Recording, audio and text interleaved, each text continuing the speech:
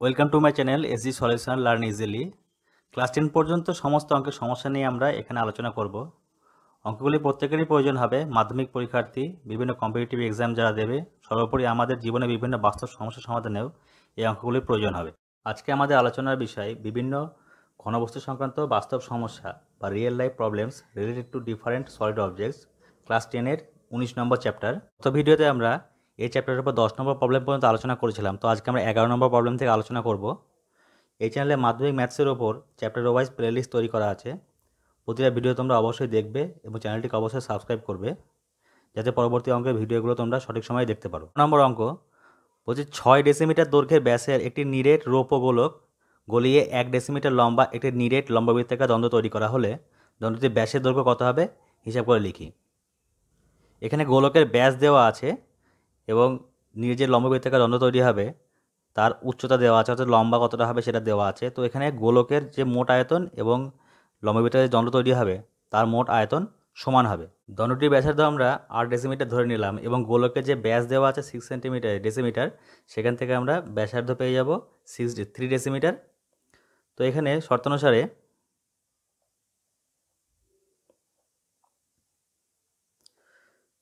দণ্ডের যে মোট আয়তন হবে পাই আর স্কোয়ার ইন্টু এইচ এখানে দেওয়া আছে 1, অর্থাৎ দণ্ডটির যে লম্বা কতটা, এটার সঙ্গে গোলকের যে মোট আয়তন সেটা সমান হবে, অর্থাৎ গোলকের যে মোট আয়তন হয় 4/3 ইন্টু পাই ইন্টু আর কিউব, অর্থাৎ এখানে 3 কিউব। এবার এখান থেকে আমরা আর স্কোয়ার ইকুয়াল টু কত নির্ণয় করবো, সেখান থেকে আর ইকুয়াল টু, তো r square equal to 4/3 pi into এখানে 3 আমরা 3 বার লিখব যেহেতু 3 কিউব আছে, এবং নিচে পাই চলে আসবে, তো পাই পাই কেটে যাবে, 3 দিয়ে 3কে কাটা যাবে। তো উপরে এখানে পড়ে থাকলো আর স্কোয়ার ইকুয়াল টু, এটাকে আমরা একটু ভেঙে লিখবো যাতে বর্গমূলটা খুব সহজে করতে পারি। তো এখানে 4 ইকুয়াল টু আমরা 2 ইন্টু 2 লিখতে পারি এবং 3 ইন্টু 3 এখানে আছে। তো এখানে আর ইকুয়াল টু দাঁড়াবে 2 ইন্টু 3, অর্থাৎ এখানে ব্যাসার্ধ দাঁড়ালো 3 দুগুণে 6 ডেসিমিটার। তো এখান থেকে আমরা ব্যাস নির্ণয় করতে পারবো। তো দণ্ডটি এখানে ব্যাসের দৈর্ঘ্য নির্ণয় করতে হবে। তো দণ্ডের ব্যাস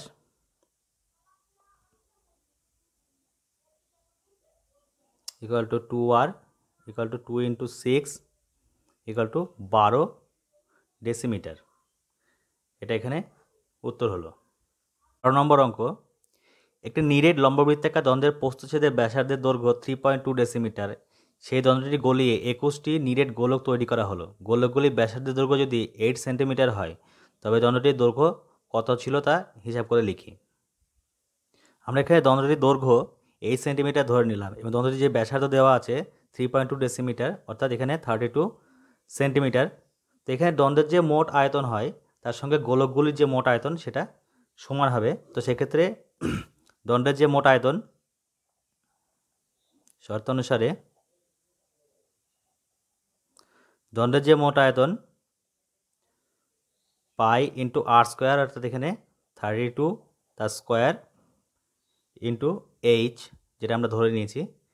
এবার গোলকগুলির মোট আয়তন, অর্থাৎ এক একটা গোলকের আয়তন হবে 4/3 পাই ইন্টু আর কিউব। এখানে প্রত্যেকটা গোলকের যে ব্যাসার্ধ সেটা 8 সেন্টিমিটার দেওয়া আছে, 8 সেন্টিমিটার গোলকের ব্যাসার্ধ দেওয়া আছে। তো সেক্ষেত্রে এখানে 8 কিউব। এবার এখানে 21টা গোলক তৈরি করা হয়েছে এই দ্বন্দ্বটি গলিয়ে, তো সেক্ষেত্রে এখানে আমরা 21 দিয়ে গুণ করে দেবো। এবার আমরা এখান থেকে এইচ ইকুয়াল টু কত সেটা নির্ণয় করবো, অর্থাৎ দণ্ডের যে দৈর্ঘ্য হয় সেটা এইচ, সেই এইচ ইকুয়াল টু কত সেটা নির্ণয় করবো। তো এইচ ইকুয়াল টু 4/3 ইন্টু পাই, এখানে 8টাকে আমরা 3 বার লিখবো, 8 ইন্টু 8 ইন্টু 8 ইন্টু 21, এবং এই 32 যেটা আছে এই 32টাকে আমরা এখানে নিচে লিখবো, দুবার লিখবো যেহেতু এখানে স্কোয়ার আছে, 32 ইন্টু 32। তো এবার আমরা কাটাকাটি করবো এবং এখানে পাইটা আছে, পাইটাও নিচে লিখে দেবো।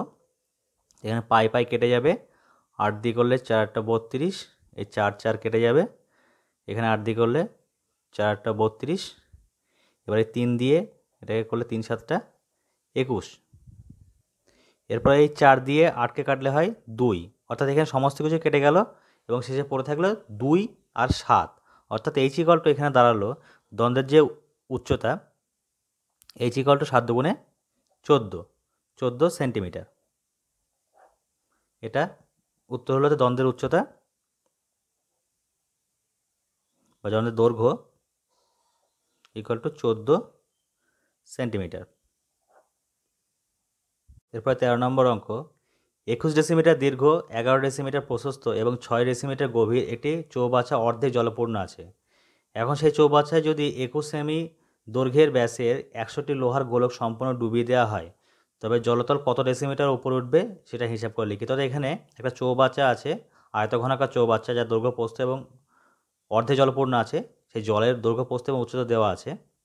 তো সেখান থেকে আমরা জলের যে মোট আয়তন, অর্থাৎ এখানে 21 সেমি ব্যাসে যে 100টা গোলক সম্পূর্ণ ডুবিয়ে দেওয়া পরে জল যতটা উপরে উঠে আসবে, আমরা শুধুমাত্র সেই উচ্চতাটা এখানে ধরবো। এখানে যে গভীরতা 6 সেন্টিমিটার দেওয়া আছে সেটা এখানে হিসাবে কোনো কাজে লাগবে না। তো এখানে যে অপসারিত যে জলটা আছে সেই জলটাই আমরা হিসাব করব। তো অপসারিত জলের আয়তনের সঙ্গে এই 100টা লোহার গোলকের যে মোট আয়তন সেটা সমান করে দিলেই আমাদের এখানে অঙ্কটা সমাধান হয়ে যাবে। এখানে আমরা ধরে নিলাম যে জলতল 8 ডেসিমিটার উপরে উঠবে এবং গোলকগুলির প্রত্যেকটা ব্যাস দেওয়া আছে 21 সেন্টিমিটার, অর্থাৎ এখান থেকে আমরা 21/2 সেন্টিমিটার অর্থাৎ 2.1 ডেসিমিটার এখানে আমরা ব্যাসার্ধটা করে নিলাম। তো এবার গোলকের যে মোট আয়তন হয় তার সঙ্গে চৌবাচ্চার যে মোট আয়তন, চৌবাচ্চার যে অপসারিত জলের আয়তন সেটা সমান হবে। তো অপসারিত জলের যে আয়তন হবে শর্তানুসারে অপসারিত জলের আয়তন এখানে দৈর্ঘ্য প্রস্থ এবং ইন্টু অপসারিত যে 8 ডেসিমিটার যে জল উপরে উঠবে সেটা গুণ করে দেবো। তো সেক্ষেত্রে এখানে দৈর্ঘ্য দেওয়া আছে 21 ডেসিমিটার, প্রস্থ দেওয়া আছে 11 ডেসিমিটার এবং জলতল 8 ডেসিমিটার উপরে উঠবে।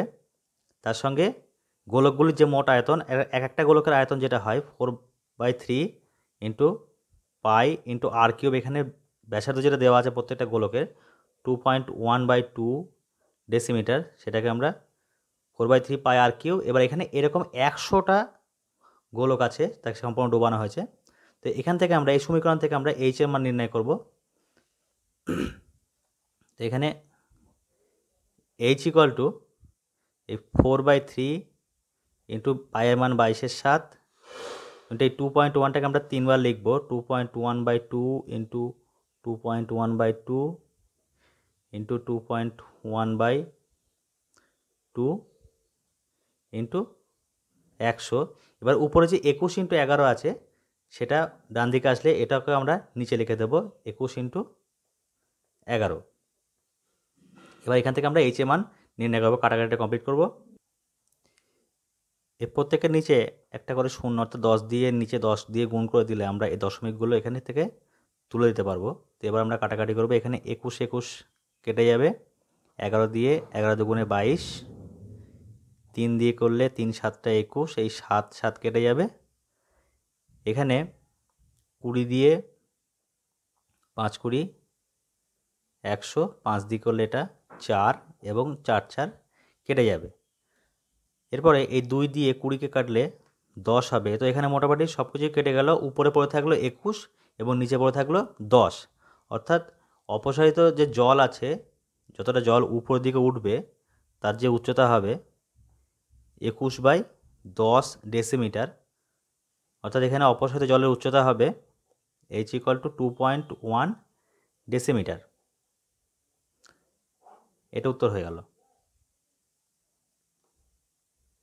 এরপর 14 নম্বর অঙ্ক, সমান ভূমিতলে ব্যাস এবং সমান উচ্চতা বিশিষ্ট একটি নিরেট শঙ্কু, একটি নিরেট অর্ধগোলক এবং একটি নিরেট চোঙের আয়তনের অনুপাত কত হবে সেটা নির্ণয় করে। এখানে প্রত্যেকের ব্যাসের দৈর্ঘ্য সমান বলে দিয়েছে এবং উচ্চতা সমান বলে দিয়েছে। একটি নিরেট শঙ্কু, একটি অর্ধগোলক এবং একটি নিরেট চোঙ। এখানে প্রত্যেকের ব্যাসার্ধ, অর্থাৎ শঙ্কু, অর্ধগোলক এবং চোঙের প্রত্যেকের ব্যাসার্ধ আমরা আর একক ধরে নিলাম এবং উচ্চতা এইচ একক ধরে নিলাম। তো এবার একটা যে অর্ধগোলক আছে, অর্ধগোলকের যদি আমরা এখানে ব্যাসার্ধ আর ধরি, তো অর্ধগোলকের যেহেতু শুধুমাত্র ব্যাসার্ধই থাকে, উচ্চতা হয় না, সব ব্যাসার্ধ আর উচ্চতা দুটোই সমান হবে এখানে। তো এখানে এইচ ইকুয়াল টু আর হবে, অর্থাৎ একটা অর্ধগোলকের ব্যাসার্ধ যা হয় উচ্চতা একই হবে। তো সেক্ষেত্রে এখানে শঙ্কুর যে আছে, শঙ্কুর যে ব্যাসার্ধ, শঙ্কুর ব্যাসার্ধ এবং উচ্চতা সমান হবে এবং গোলক এই চোঙের যে ব্যাসার্ধ এবং উচ্চতা সেটাও সমান হবে, অর্থাৎ এখানে আর ইকুয়াল টু এইচ হবে। তো এবার প্রত্যেকের আয়তনের যে অনুপাত হবে সেই অনুপাত আমরা এবার নির্ণয় করব। শঙ্কুর যে আয়তন হয় 1/3 pi r square into H, এই এইচের জায়গায় আমরা এখানে পরবর্তীকালে আর বসিয়ে দেবো। এরপরে অর্ধগোলকের আয়তনের সূত্র 2/3 pi r cube is to পাই, চোঙের যে আয়তনের সূত্র আছে পাই আর স্কোয়ার এইচ। তো আমরা এখানে এবার এইচ ইকাল টু যেহেতু r, h equal to r, তো সেক্ষেত্রে আমরা এইচের জায়গায় আর বসিয়ে দেবো, equal to 1/3 pi r square into r, 2/3 pi r cube pi r square into r. তো এবার আমরা এখান থেকে অনুপাতটা নির্ণয় করব। প্রত্যেকের মধ্যে পাই আর কিউব আছে, এখানে পাই আর স্কোয়ার ইন্টু আর আর কিউব, এখানে আর স্কোয়ার ইন্টু আর আর কিউব, এখানে আর কিউব আছে। তো পাই আর কিউব আমরা এখান থেকে ভুলে যাব, মনে মনে কেটে দেবো, এবং তারপরে অনুপাতটা দাঁড়াবে 1/3 ইস টু 2/3 ইস টু 1। তো এবার যেহেতু এটা ভগ্নাংশে আছে, তো এটা আমরা আরও সিম্পলিফাই করব। তো এর প্রত্যেককে আমরা 3 দিয়ে গুণ করে দেবো, তো সেক্ষেত্রে দাঁড়াবে 1:2:3, অর্থাৎ এটা উত্তর। তো শঙ্কু, অর্ধগোলক এবং চোঙের যে আয়তন দাঁড়ালো সেটা 1:2:3। এরপর 15 নম্বর অঙ্ক, 1 সেমি পুরু সীসার পাতের তৈরি একটি ফাঁপা গোলকের বাহিরের ব্যাসার্ধের দৈর্ঘ্য 6 সেন্টিমিটার। গোলকটি গলিয়ে 2 সেমি দৈর্ঘ্যের ব্যাসার্ধের একটি নিডেড লম্ববৃত্তাকার দ্বন্দ্ব তৈরি করা হলে দ্বন্দ্বটির দৈর্ঘ্য কত হবে? অর্থাৎ এখানে একটা ফাঁপা গোলক দেওয়া আছে, যার বাইরের ব্যাসার্ধ দেওয়া আছে, বাইরের দিকে ব্যাসার্ধ 6 সেন্টিমিটার, এবং সেই সীসার পাতটা 1 সেন্টিমিটার পুরু। তাহলে সেক্ষেত্রে ভিতরের দিকে যে ব্যাসার্ধ দাঁড়াবে সেটা 1 সেন্টিমিটার কম হবে, 6 থেকে 1 কম হবে, 5 হবে। তো সেই গোলকের যে মোট আয়তন হবে, সেই আয়তনটার সঙ্গে এই লম্ববৃত্তাকার দ্বন্দ্ব যেটা আছে, যেহেতু এই গোলকটি গলিয়ে এই লম্ববৃত্তাকার দ্বন্দ্ব তৈরি করা হচ্ছে, তাহলে সেক্ষেত্রে দ্বন্দ্বের যে মোট আয়তন আর গোলকের মোট আয়তন সমান হবে। তো এখানে দ্বন্দ্বটির দৈর্ঘ্য আমাদের নির্ণয় করতে হবে। তো দ্বন্দ্বটির দৈর্ঘ্য আমরা এখানে এইচ সেন্টিমিটার ধরে নেব। আমরা এখানে দ্বন্দ্বটার যে দৈর্ঘ্য সেটা আমরা 8 সেন্টিমিটার ধরে নিলাম, এবং গোলকের বহির্ব্যাসার্ধ দেওয়া আছে 6 সেন্টিমিটার, এবং গোলকটার যে পাত দিয়ে তৈরি সেটা 1 সেন্টিমিটার পুরো, অর্থাৎ এখানে অন্তর্ব্যাসার্ধ হবে 6 - 1 5 সেন্টিমিটার। তো এখানে গোলকের যে মোট আয়তন, ফাঁপা গোলকটার যে মোট আয়তন, তার সঙ্গে দ্বন্দ্বের আয়তন সমান হবে। তো দ্বন্দ্বের যে মোট আয়তন হয় সেটা লম্ববৃত্তাকার চৌং আকৃতি দ্বন্দ্ব, তো সেক্ষেত্রে পাই আর স্কোয়ার এইচ, অর্থাৎ পাই ইন্টু আর স্কোয়ার, এখানে দ্বন্দ্বের যে ব্যাসার্ধ সেটা দেওয়া আছে 2 সেন্টিমিটার, তো এখানে 2 স্কোয়ার ইন্টু এইচ, এটার সঙ্গে গোলকের যে ফাঁপা গোলকটার যে আয়তন সেটা সমান হবে। ফাঁপা গোলকের যে আয়তনের সূত্র হয় 4/3 পাই, এখানে আর কিউব, অর্থাৎ বহির্ব্যাসার্ধের কিউব মাইনাস অন্তের ব্যাসার্ধের কিউব, অর্থাৎ এখানে 5 কিউব। অ্যাকচুয়ালি এখানে পাই আর কিউব মাইনাস পাই আর কিউব, বহির্ব্যাসার্ধ মাইনাস অন্তর্ব্যাসার্ধ। এটাকে এখান থেকে আমরা এবার এইচ এর মান নির্ণয় করব। তো এইচ এর মান এখান থেকে এইচ ইকুয়াল টু, এদিকে যেটা আছে 4/3 পাই, এরপর এখানে এই 6 কিউব 216 মাইনাস 5 কিউব 125 125। এবার এই 2 স্কোয়ার আর পাইটা আমরা নিচে লিখে দেব। তো পাই ইন্টু 2 স্কোয়ার, 2 ইন্টু 2। তো এখানে আমরা পাই পাই কেটে দিতে পারি, এই 2 দিয়ে 4কে কাটলে হবে 2, এবং 2 2 কেটে যাবে। তো এখান থেকে এইচ ইকুয়াল টু, এই 216 থেকে 125 যদি আমরা বাদ দিই, তাহলে সেক্ষেত্রে হবে 91/3। তো এইটা আরও সিম্পলিফাই করলে আসবে এইচ ইকুয়াল টু 30/1/3 সেন্টিমিটার, অর্থাৎ দ্বন্দ্বটার যে দৈর্ঘ্য দাঁড়ালো সেটা 30/1/3 সেন্টিমিটার। অর্থাৎ দ্বন্দ্বের দৈর্ঘ্য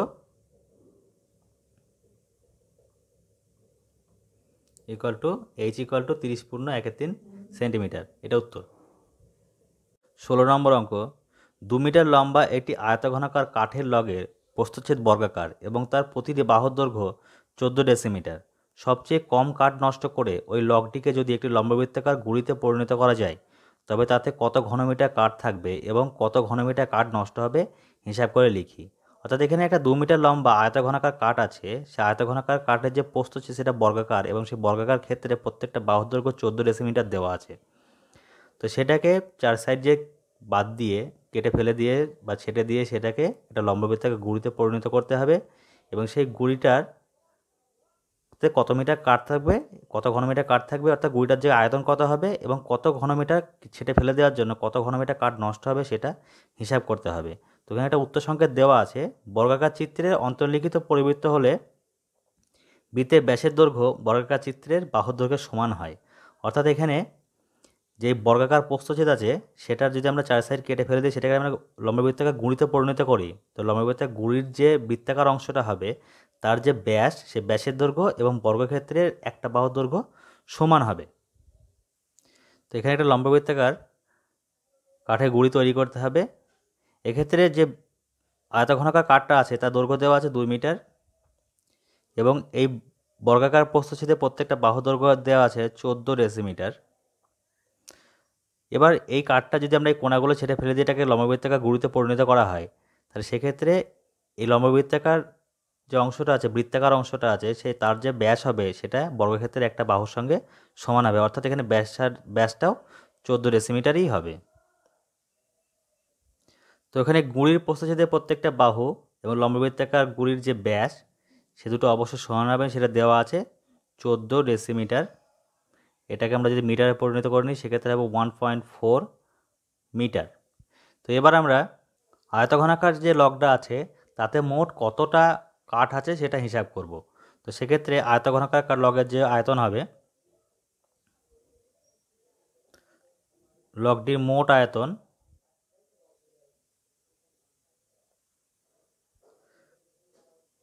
প্রস্থচ্ছেদের ক্ষেত্রফল, অর্থাৎ এখানে 1.4 ইন্টু 1.4 ইন্টু উচ্চতা অর্থাৎ 2। তো এটা গুণ করলে হবে 14 ইন্টু 14 196 ইন্টু 2 392, 392 দুটোর উপরে দশমিক হবে অর্থাৎ 3.92 ঘনমিটার। এটা লগটার মোট আয়তন হলো। এবার এখান থেকে যে লগটা আমরা লম্ববৃত্তাকার যে গুঁড়িটা তৈরি হবে এবার তার আয়তন নির্ণয় করব। তো লম্ববৃত্তাকার গুঁড়ির মোট কাঠ থাকবে, অর্থাৎ তার আয়তন হবে লম্ববৃত্তাকার চোঙের যে সূত্র আছে পাই আর স্কোয়ার এইচ, অর্থাৎ এখানে পাই ইন্টু আর স্কোয়ার, অর্থাৎ লম্ববৃত্তাকার যে গুঁড়িটা আছে তার যে ব্যাসার্ধ হবে, অর্থাৎ এখানে 14 ডেসিমিটার ব্যাসার্ধ দেওয়া আছে, তাহলে ব্যাস দেওয়া আছে 14 ডেসিমিটার, সেক্ষেত্রে ব্যাসার্ধ হবে এখানে ব্যাসার্ধ হবে 1.4 মিটারের অর্ধেক অর্থাৎ 0.7। এখানে আমরা 1.4/2, এখানে ব্যাস দেওয়া আছে 1.4, তার অর্ধেক করে দিলাম পাই r square into H. H এখানে যে যে কতটা গুঁড়ির যে দৈর্ঘ্য হবে, দৈর্ঘ্য একই আছে, এখানে দৈর্ঘ্য 2 মিটারই থাকবে, এখানে দৈর্ঘ্যের কোনো পরিবর্তন এখানে হবে না। তো এখানে ইন্টু 2। এবার এটাকে আমরা ক্যালকুলেশন করবো। পায়ের মান আমরা এখানে 22/7 বসিয়ে দেবো, 22/7। এটাকে আমরা দুবার লিখব। 1.4 এর অর্ধেক 0.7, তো 0.7কে আমরা দুবার লিখব, 0.7 ইন্টু 0.7 ইন্টু 2। তো তলায় আমরা দুটো 10 নিয়ে নেব এই দশমিকগুলো তুলে দেওয়ার জন্য। তো এই 7 কেটে দেব। এরপরে আমরা এই গুণটা করব। তো গুণটা 2 ইন্টু 7 14, 14 ইন্টু 22, 14 ইন্টু 22 হয় 14 দুগুণে 28 8, হাতে 2 14 28 30, অর্থাৎ 308। নিচে আছে 10 ইন্টু 10 অর্থাৎ 100, দশমিকটা দুঘর সরে আসবে, সেক্ষেত্রে উত্তর হবে 3.08 ঘনমিটার। অর্থাৎ এখানে যে লম্ববৃত্তাকার গুঁড়িটা হলো সেই গুঁড়িতে মোট 3.08 ঘনমিটার কাঠ থাকবে। এরপরে আমরা এই যে লম্ববৃত্তাকার গুঁড়িতে যে কাঠটা হলো এবং মোট যে আয়তন বেরিয়েছে এখানে 3.92, এই মোট আয়তন থেকে কতটা কাঠ এখানে থাকলো সেটা বাদ দিয়ে দিলে আমরা কতটা কাঠ নষ্ট হলো সেটা পেয়ে যাব। অর্থাৎ কাঠ নষ্ট হবে এই 3.92, এখান থেকে আমরা 3.08 বাদ দিয়ে দেবো, তাহলে এই অংশের যে কাঠটুকু সেটা কাঠটুকু নষ্ট হবে। এটা বিয়োগ করলে হবে 0.84 ঘনমিটার, অর্থাৎ 0.84 ঘনমিটার কাঠ নষ্ট হলো। এটা প্রথম উত্তর এবং এটা দ্বিতীয় উত্তর। আশা করি অঙ্কগুলো ভালো লেগেছে। যদি ভালো লেগে থাকে চ্যানেলটিকে অবশ্যই সাবস্ক্রাইব করবে। কোনো বিষয়ে বুঝতে অসুবিধা হলে কমেন্ট করে অবশ্যই জানাও। ভিডিওটিকে লাইক করবে এবং ভিডিওটিকে শেয়ার করে অন্যকে দেখার সুযোগ করে দেবে। পরের ভিডিওতে আমরা এই চ্যাপ্টারে যে বাকি অঙ্কগুলো পড়ে থাকলো, অর্থাৎ যে এমসিকিউ এবং শর্ট কোশ্চেনগুলো বাকি থাকলো, সেগুলো নিয়ে আলোচনা করব। Thank you.